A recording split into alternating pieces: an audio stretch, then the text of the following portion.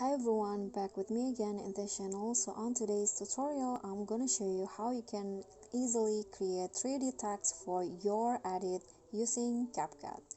So here I've already opened my project on a Capcut, and you can just go to text and then in here find the text template, and on the text template you can easily find the 3D category. So just click on that, and in here you'll find lots of options of 3D text that you can choose and also use for your edit. So I'm going to just choose one. For example, I'm going to just use this dream template text. So just click on that, but please note that this only can be used by the pro user, so you need to subscribe to the CapCut Pro first to use this feature.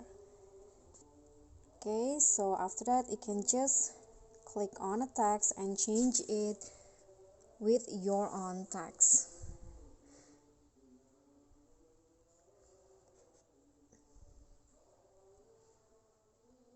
Okay, after that just click on a check icon and then set the duration as you like and also the size.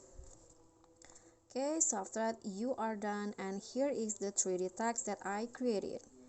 Okay guys, so that's all from me. If you got any question, feel free to drop them in a comment, and if the video is helpful, remember to click thumbs like and subscribe.